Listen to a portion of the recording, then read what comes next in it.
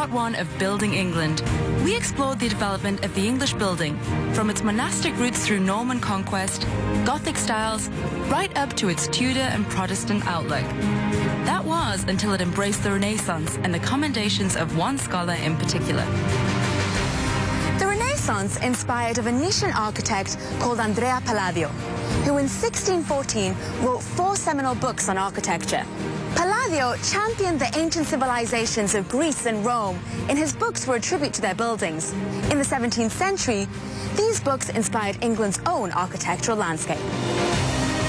Now in part 2, we'll look at how English architects from the 17th century onwards molded the iconic features of the buildings of the ancient world to their own. And made architecture the profession of the gentleman.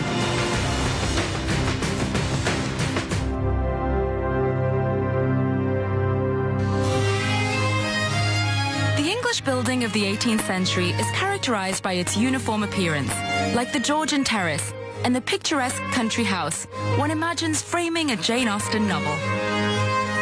These were called Neo-Palladian buildings, and they revel in the Renaissance idea that beauty lies in symmetry, mathematical precision, harmonious proportion, and the relationship of one room to another. All attributes of the ancient civilizations championed by Andrea Palladio. But first, let's hark back to what the English building looked like at the start of the 17th century. Red brick, timber-framed houses, Baroque mansions with shows of flamboyance. And then, in 1638, the royal court cast its eyes on this.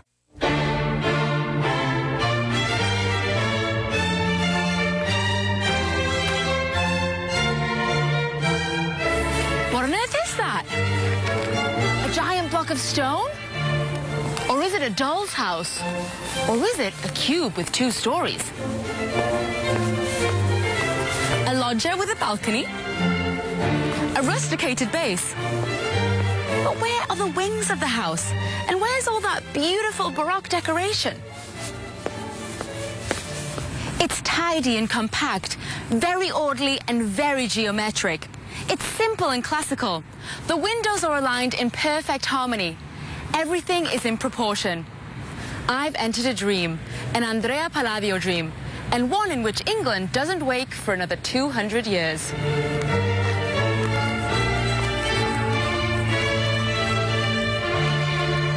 Queen's House in Greenwich Park was designed as a garden villa for Anne, wife of James I. It's widely regarded as the most revolutionary building in Britain. Its creator was Inigo Jones, officially England's first architect. The house is a double cube established on a familiar Tudor H-plan. It has the reception on the ground floor and what Andrea Palladio called his piano nobile, meaning the entertainment rooms. It's breached by a rather unique staircase. So these were the first unsupported stairs in the country, is that right? Yes, that's right.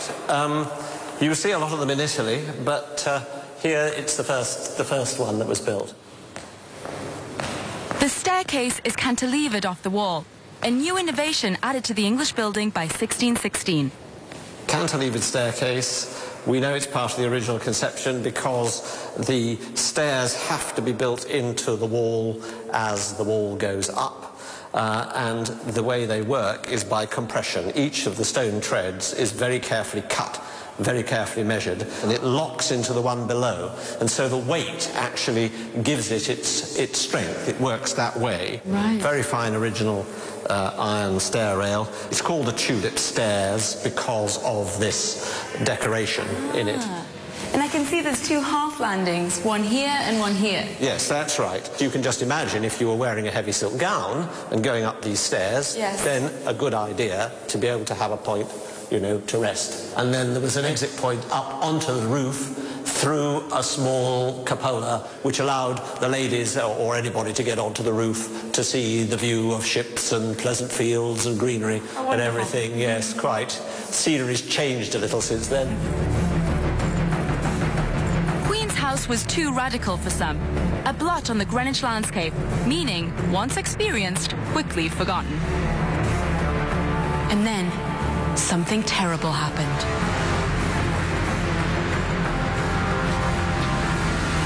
The City of London, bustling with bankers and brokers, hedge funders and lawyers, all of them happily going about their business and enjoying the comforts of our techno-driven 21st century world. But over 450 years ago, the lower professions who lived in these parts would have been fleeing for their lives.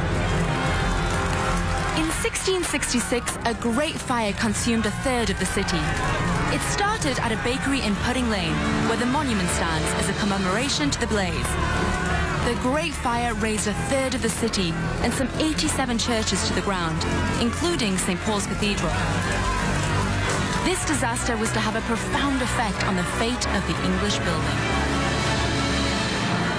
The Great Fire is the thing that is the big leveller, the big shift in London's fortunes. With it, the city of timber disappeared. 13,000 houses perished in the fire, which for London at that time was an enormous quantity, and it was transformed into a city of masonry. All the red-bricked, timber-framed houses, like the ones you see here on this replica of the London Bridge, were no more. It would require a genius to rebuild London, and he planned it out of stone, so that the Great Fire would never fan its flames again. His name was Christopher Wren, and he was arguably one of England's greatest architects. He started the rebooting of the city with the redesigning of its 51 churches, like this one here, St. Magnus the Martyr. Medieval England had evolved into a bundle of higgledy-piggledy narrow streets and crooked houses, so there were scarcely any large plots of land that could be developed to house London's new buildings. So Wren couldn't really start afresh. Instead, he had to build on what already existed. And as you can see, the steeple of Magnus the Martyr has to rise very high to be seen in the compact city. And even today, it almost scrapes its 20th century neighbor.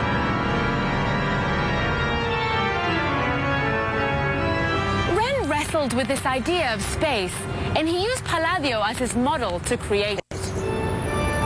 Wren achieves this elusive sense of space by designing a square nave pinned by 8 Corinthian columns.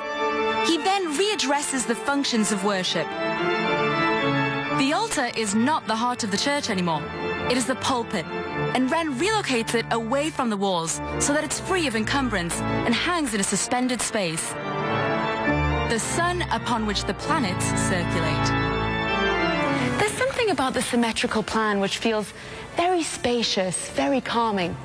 It might have something to do with the lack of fussy decoration, or the harmonious arrangement of the details. Very precise, very reasoned.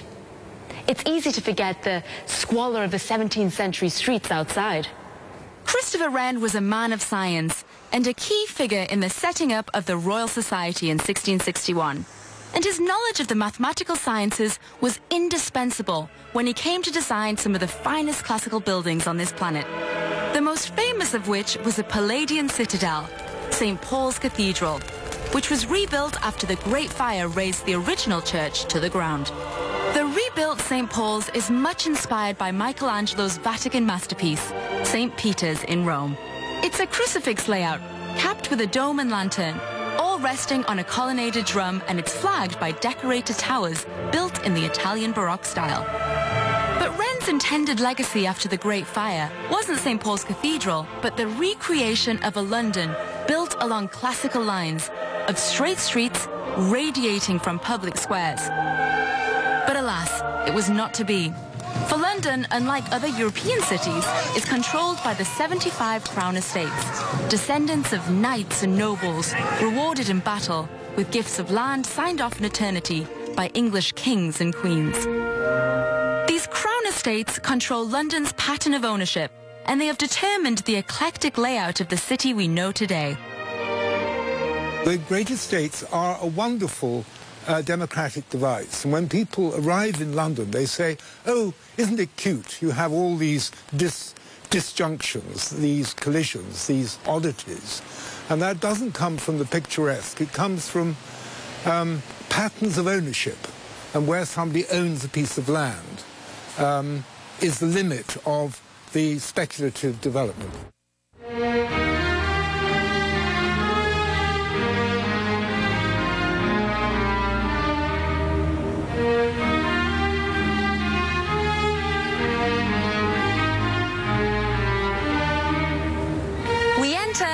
18th century.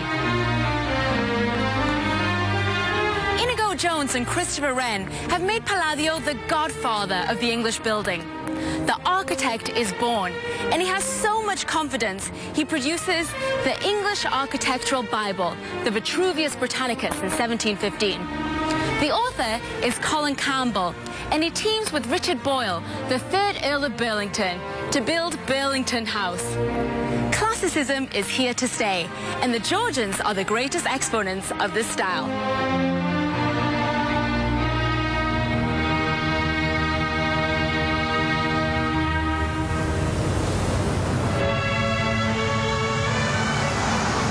In England's West Country was one of the first places to experience a unified classical revival style in the 1720s. A resort town that grew when port-swilling gentlemen came to taste its mineral waters. To lure these gout-inflicted upper classes, the gentry's country house had to be brought into urban surroundings. And thus, the townhouse was born.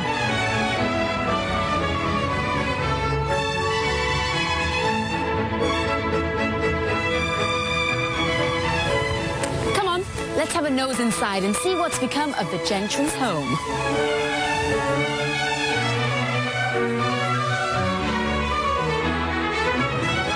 My grand tour starts on the lower floors of the house. We have a basement for the servants' room. The kitchen, fitted out to feed the family and its many guests. The scullery. The pantry. The laundry, and the coal store.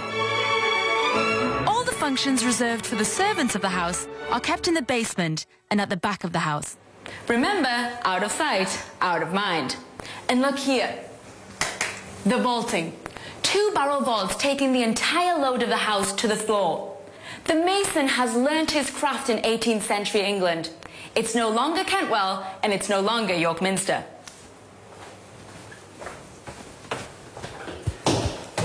Up the stairs we go, to the family rooms. A wide and spacious hallway, light and airy, and built to impress. Because holding entertainments and making a good impression was the name of the game in Georgian England. And look here, the staircase. Now a quintessential feature of the English gentry's house. Cantilevered off the wall, with wood baluster supporting it. And the best-looking part of the stairs is right here, facing the visitor at the front door. Ooh, and look, what an exquisite room.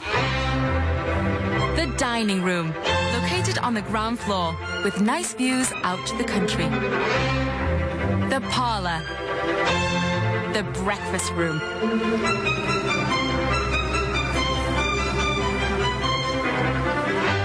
The gentleman's study, his hideaway. With a great view of his field. And look here, you can see into every room on the ground floor because all the doors are aligned. This is called an enfilade, a very country house feature. The idea came from the French court, where ambitious nobles strive to be closer to the king's bedchamber. Let's take the stairs again, this time to Palladio's Piano Nobile, where the entertainments are held. First, the drawing room, where the evening recitals are staged. Furniture has been pushed to the walls, and there is 2 of everything. Symmetry has been taken to extremes, as we behold a harmonious composition of 2 chairs, 2 tables, a real door, and even a fake door. The Georgians introduced a Palladian regularity to the design of the English building, and Bath was the leading example of this style, with its terraces seemingly carved out of a single slab of stone. Bath was masterminded by the architect John Wood the Elder and his son, and with them, what became known as the Neo-Palladian building started to adopt recognizable features. The 3-story terrace, the Venetian window, the mansard roof, the M roof, the roof with a parapet, a unifying portico, and a 6-paneled front door with steps leading up to it.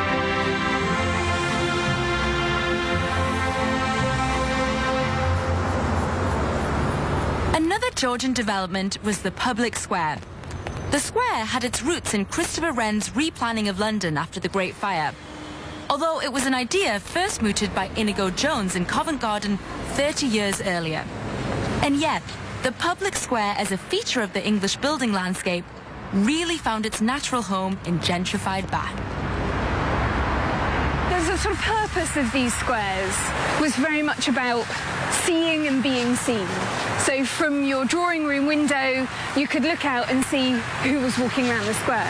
You would then come out, and it's the art of promenading. Right. So we have these huge wide pavements, and it was all about walking around the city in your latest dress from Paris, showing off, showing that you're one of the great polite members of society. So while you've got, you know, the gouty old man who's here to take the waters being taken around Bath in a sedan chair because he can't walk, you know, his very young, beautiful wife is out meeting dashing young military officers. And so it's an incredibly superficial city, really, and a city entirely built around pleasure. So to a certain extent, you know, it's the Las Vegas of Georgian England.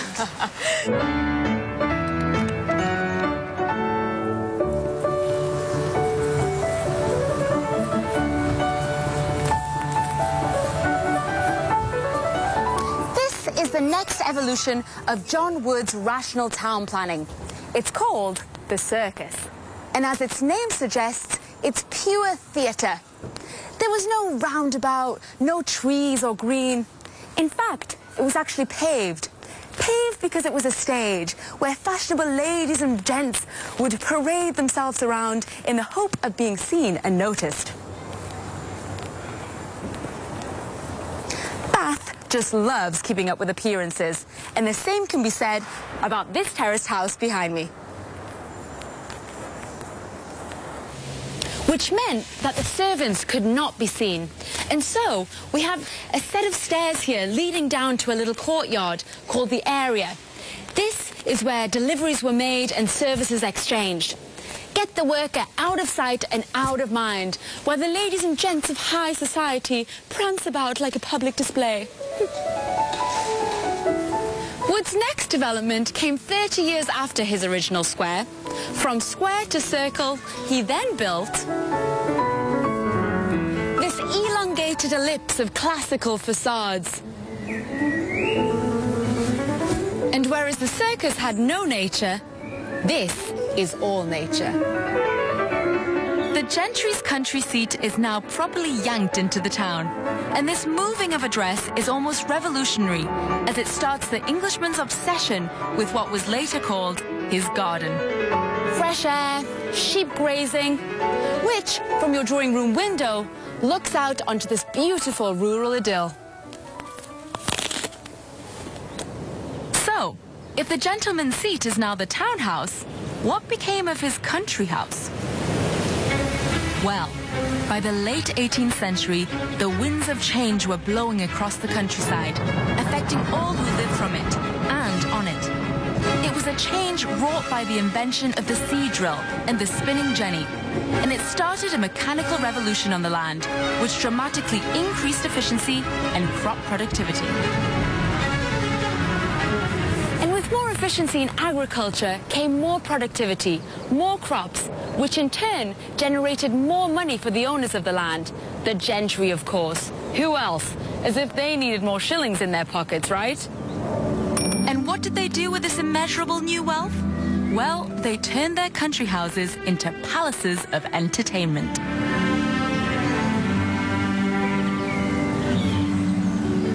Osterley House on the western outskirts of London.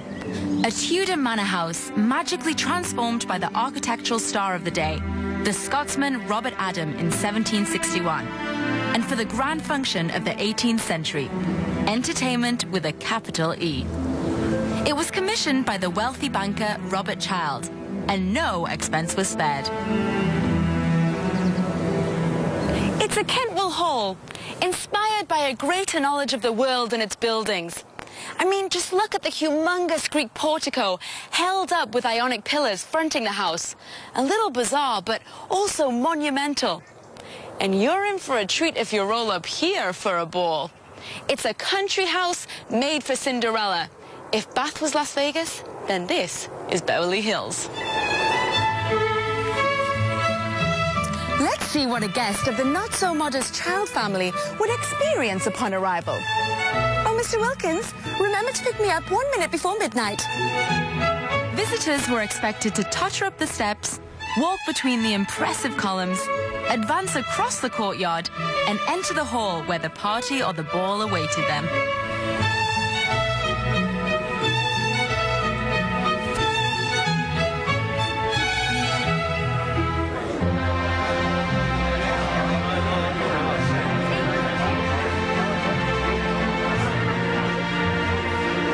That the grand entertainment rooms like this one in Osterley look exactly as they did back then, because after the ball, Vane country houses closed their rooms, and all the sculptures and the paintings and all the priceless furniture was put away until the next big soiree. Anyway, enough of that. Let's bustle along to the dining room, where the dinner banquet awaits. The guest is deliberately taken on a journey along appointed rooms, and they're all designed to draw the eye, feast the senses, and elicit gasps of jaw-dropping admiration. Nothing is accidental. Robert Adam was a classicist, enthralled to Palladian symmetry, and he put his hand to every feature of the house. From the carpets, to the plasterwork and decoration on the walls, to the candlesticks and even the tables. In this sense, he was the forerunner of the arts and craftsmen of the 19th century, an architect who brought uniformity to the design of the Regency building. Oh, I think I've eaten quite enough already. Shall us ladies withdraw to the drawing room?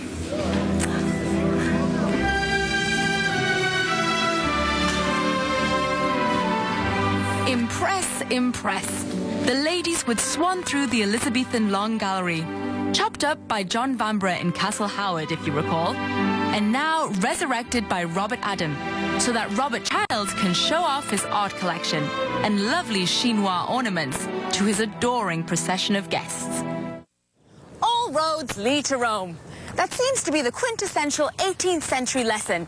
And nothing suggests it more than walking down towards the back of Chiswick House, an imaginary Via Appia as reconceived by Lord Burlington. Chiswick House in West London is a Roman country villa designed by Lord Burlington 30-odd years before Adam aggrandized Osterley House. It is a tribute to that great builder, the Emperor Augustus. But what makes Chiswick especially interesting to our story is that Burlington had to reimagine the interior of the house as the classical references of the time were, well, simply in ruins. This was Andrea Palladio's dilemma too. Andrea Palladio might have a profound knowledge of the Roman building on the outside, but in there, inside, he's at a loss because he has no record of its layout. However, this conundrum opened up an admiration for archaeology, the science of the age. Ruined temples, decay, nature creeping all over the edifices of the ancient civilized world. Lord Burlington's assistant, William Kent, was enthralled about adding these romantic features to the English building. And he set about the garden and magicked up a landscape of pastoral harmony, a kind of utopian idyll which the ancient Greeks called Arcadia. At Chiswick House, Kent cleared the trees to achieve a sweeping view down to the river, which he serpentined for dramatic effect. He built a rocky cascade as a point of visual interest, and he located temples and a Doric column, also to draw the eye. These eye-catchers became the follies of Georgian England, and they were a quintessential feature of the English country house.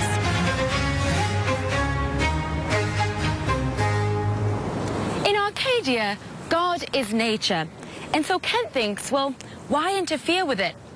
Until now, the English garden is formal and geometric, all topiary, borders and sections, a restraint of nature. It was based on the French gardens at the Palace of Versailles. But surely that wasn't the work of God. That was the work of a despotic monarch. But Kent's was the work of God, and the style he developed was called picturesque.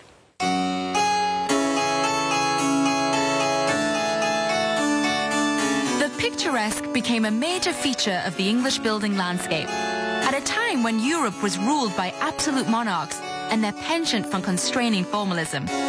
The most notable example is Louis XIV's Grand Palace in Versailles, and especially its garden, all rigid horticulture and formal borders. Geometry and symmetry, the classical ideals of what was deigned beauty. And by unearthing the treasures of Europe's ancient past, the English building rekindled its love for classical forms. Thanks to William Kent at Chiswick House, architecture has now become part of the natural setting. This garden in Chillingham, Northumberland represents a new romantic age, and we move away From the Baroque, symmetrical and formal plan of the Versailles garden to the concept of the natural-looking, cultivated park, with concealed grass ridges called ha-has, directing the eye to sweeping vistas, and our recently acquired eye catchers. And a leading figure in this field was Northumberland-born Lancelot Capability Brown, so named because he convinced his patrons that their lawns had great capabilities. Capability Brown was the landscape architect assigned to Burghley House in Lincolnshire and Castle Howard in York, and his adherence to nature became part of the poetry of architecture, found outside the building. Capability Brown landscaped some 170 country houses in his lifetime. One of them was Hammerwood Lodge in East Sussex, and it perfectly expresses his picturesque style. Both Brown and William Kent had dreamt up the concept of an eye-catching house, sat upon rolling hillocks of grass that undulated down to a now dry lake. Standing back here, you can almost see how the country house itself adopts some of the characteristics of nature's calling. A pile in the middle of nowhere, an extension to the wood it's set in. This is the picturesque in all its glory. Hammerwood Lodge was designed by Benjamin Latrobe for the agriculturalist John Spurling in 1792. An architect of democratic buildings, conjured up in the classical ideal. Latrobe went on to design the Capitol building in Washington, D.C. Hammerwood is probably the earliest example of the Greek Revival style of building in England. It's grubby looking and asymmetrical, and doesn't look much like our Georgian buildings in Bath or anything from the historical fantasy of a Jane Austen adaptation, which makes it something of an oddity and well worth a look inside.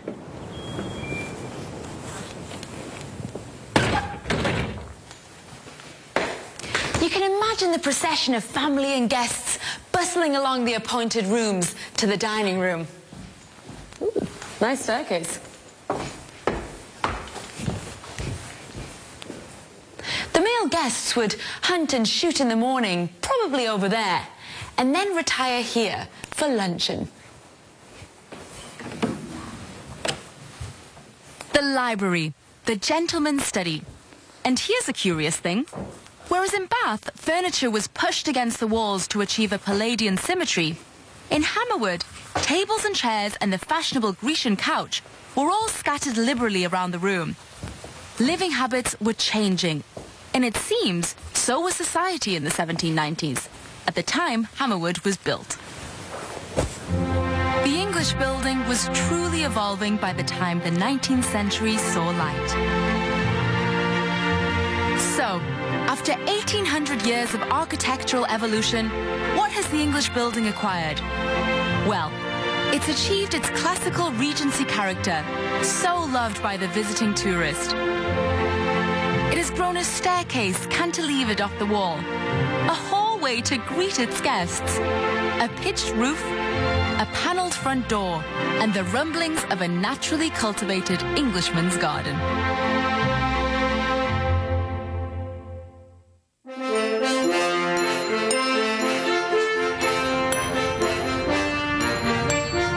If you recall, Christopher Wren had planned to rebuild London as a masonry city, laid out on Roman radial lines, only to be deterred by the patterns of land ownership controlled by the Crown estates.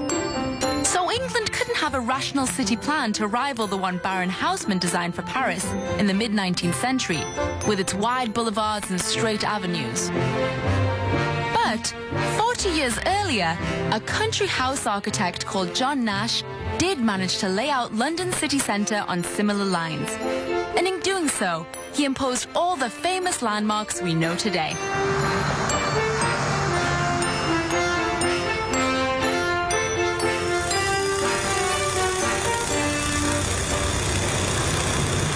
Nash has a fabulous influence on the city from Carlton House Terrace, St James's Park, and then his Via Triumphalis up Regent Street, negotiating its way past obstacles to conclude at Langham All Souls Church, and then do a shimmy and go up Portland Place to Park Crescent, and then the glories of this marvellous park we're in now.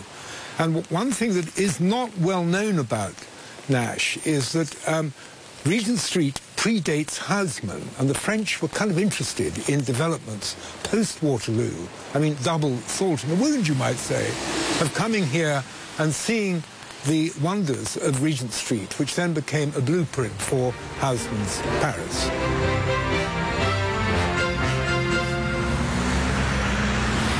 Crossroads of Regent Street and Piccadilly, here in the hub of London. It's crazily busy here with buses, neon advertisement boards flashing everywhere. It's pretty hard to orientate yourself in a city like this. And if you dare to look up, you'll discover an amazing classical skyline with picturesque roofs and Neo-Palladian buildings made of Portland stone, all conforming to a design. This majestic sweep of buildings was part of the replanning of London for the sake of the Prince Regent, the future George IV.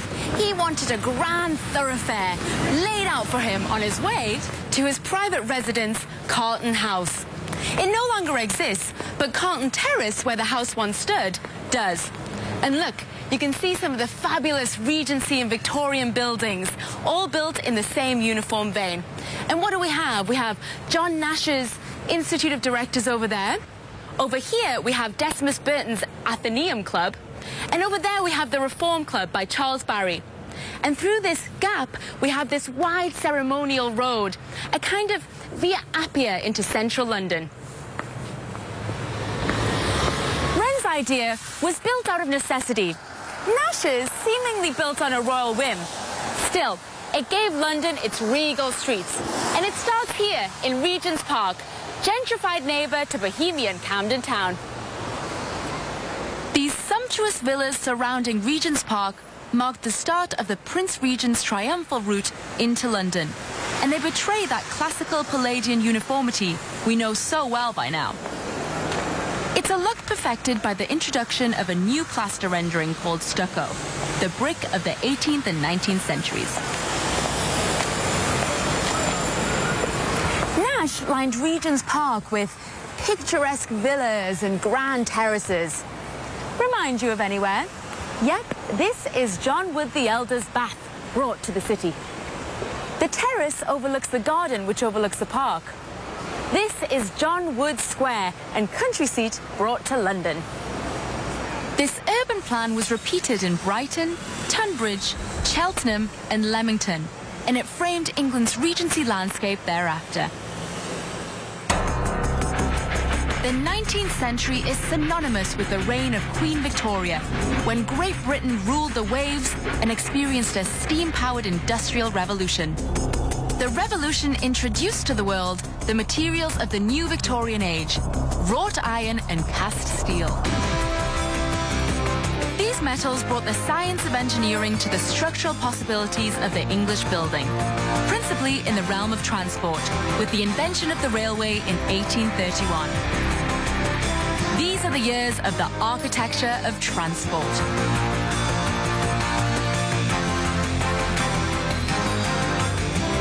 The Victorians required engineers as well as architects to fashion their industrial buildings. John Rennie, Thomas Telford, George Stephenson were all great engineers, as well as Isambard Kingdom Brunel, who built this wrought iron bridge over the River Avon here in Bristol in 1831.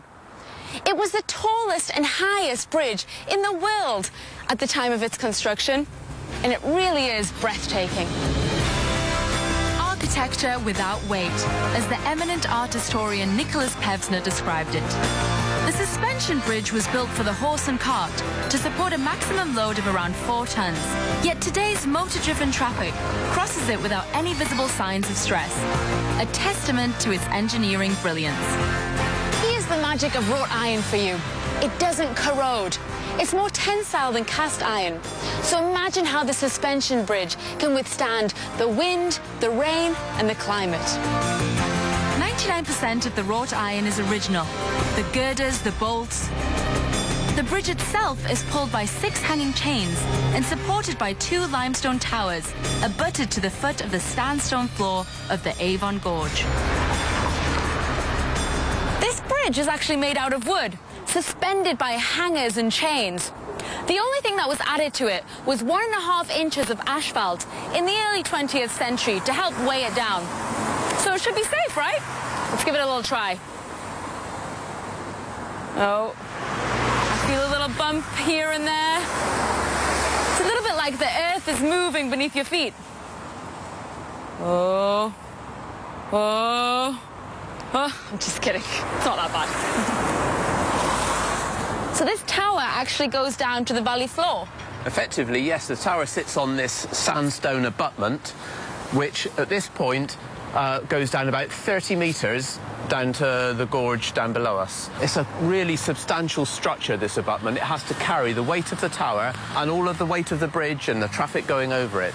Now, if we go and have a look over this wall here, we can see the main part of the gorge and the river down in the bottom of the gorge. We're about 245 feet above high tide, about 80 metres. Now, as you can see, if you look across at the other tower, that sits more or less right up on top of the rock, because at that point, there's a sheer rock face. So it made it cheap and easy to build the tower straight off the rock. Here, it's a different matter. The slope of the gorge is much more gentle. So that's why Brunel had to build this big abutment out of local sandstone to support the weight of the tower and the weight of the bridge sitting on top of it. And we're in the 19th century here. Tell me about the technology of construction at this time. Well, long span bridges of this sort of size were in their infancy. What made it possible was the development of wrought iron. It has a lot of tensile strength, which the earlier cast iron didn't have.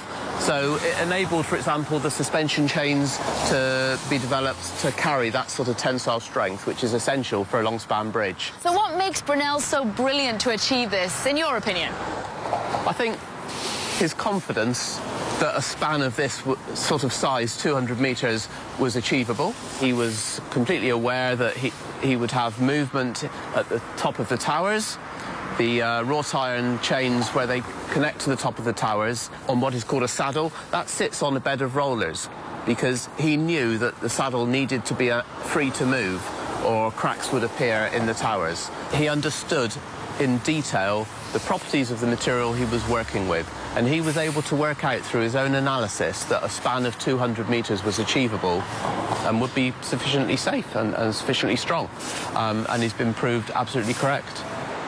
There can be no doubt that Clifton Suspension Bridge is a marvel of Victorian building engineering.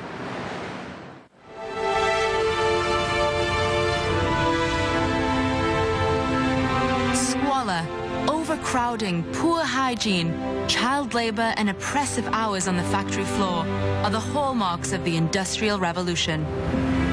When Queen Victoria was crowned in 1837, most working-class families lived in a single room. In 1901, on her death, the average working-class family lived in a 4-room house with sinks, running water and electricity. And how did we arrive at this salubrious outcome? Well, it was the factory and the textile mill that gave birth to the English semi-detached house, when in the mid-19th century, it became expedient for the working population to live on the factory doorstep. It was as much an altruistic development as it was an economic one. There had been a clamour to improve the conditions of the workers by the liberal thinkers of the time. The most outspoken during the Industrial Revolt were Jeremy Bentham and John Stuart Mill, and they promulgated a philosophy called utilitarianism, creating happiness, reducing suffering, while at the same time maximizing usefulness. It was the credence of the industrial age, and in tangible terms, it meant building homes for the working classes, complete with all the facilities which would enable the honest labourer to function and thrive. A wealthy industrialist who put his utilitarianism into practice was the Bradford wool manufacturer Titus Salt. Titus Salt took the workforce out of the city squalor and in 1850 resettled them here, 3 miles from Bradford, where he built the largest textile mill in the world and forged an industrial community. He called it Saltaire. It was the perfect location which showed up Titus Salt as a property developer par excellence. There was already a railway nearby. Water from this Leeds and Liverpool canal to transport his wool. Not to mention fresh air in a romantic, rustic backdrop. If Titus Salt was a man of his age, then his textile mill was the factory of the age. He employed local architects Henry Lockwood, Richard and William Mawson to design it, and it forecast the automation that was so efficiently realized by Henry Ford with his automobile factory 50 years later. The salt mill is now a library, but in its heyday, it was a totally integrated factory geared for maximizing productivity. A fireproof building that contained no wood. Thick walls, a stone floor, and the machine shafting was kept underground to reduce the interruptive vibrations of the machinery. And Salt also constructed a Rhoda smoke burner to minimize the pollution. Here is a utilitarian who from the outside takes on an altruistic or moral code. He's the master who looks after his servants. He even builds them a dining room right next to the train station so they can eat just a few feet away from the train that brings them to the mill. He then houses them in a village, designed on a rectilinear grid of streets, something straight out of Napoleon III's Paris, with shops, schools, and hospitals. Equally, Salt gave his workers decent family homes, tiny though they are, with fresh water, the country's first water taps, and even a flushing toilet. A steam-powered wash house, the first laundrette in the country, as well as a picturesque church raised in his name. It's really interesting. We have so many schools of thought about Titus Salt and what his motives were.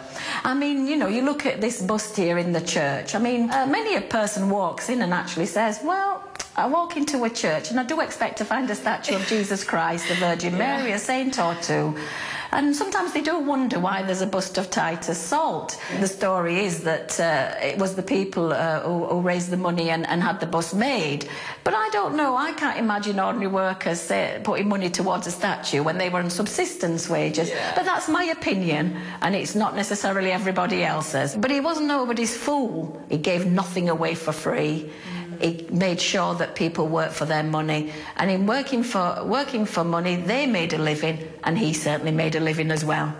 Explore the nave and witness how Salt's vanity really bears fruit. Just look at the ceiling. It's embossed with his signature initials, T.S. T.S., T.S., T.S., T.S., T.S., T.S., T.S., T.S. That maybe Titus did dedicate the church to himself a little bit. And at the end of the pew, there's a wonderful, nice scroll, the letter S, of course. So you don't really forget that this church actually belonged to him. Utilitarian or narcissist, who's to know? But his buildings, designed in the pursuit of efficiency, pioneered a lot of the household utilities we have today. Now look down this sweep of cultivated parkland to London's modern city of glass and steel. How appropriate that it should frame Inigo Jones's revolutionary double-cubed House of Delight. I can't think of any other image so relevant to our story. A triumph of civilized ideas, built on the foundations of the Rome of Emperor Augustus. Ideas which created buildings owned by kings and queens and the divine power of the church. And then the architects came, and the English buildings started to serve the wider public. So as England England hurtled toward the 20th century and the mechanical age, the Englishman had to think about the needs of the individual and his house. The last expression of English identity before 2 world wars created a brave new world.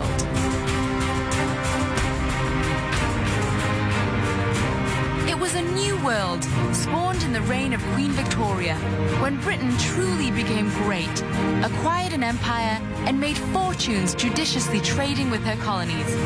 And as her cities and her population grew with this newfound wealth, the public building came to prominence. The railway stations, the municipal buildings, and museums. The English building went, well, back to the future, because it suddenly wore a Gothic hat again. But it had found its true voice and it resonated across the world when the British Empire began raising monumental buildings in the service of her many colonies. But that's another story.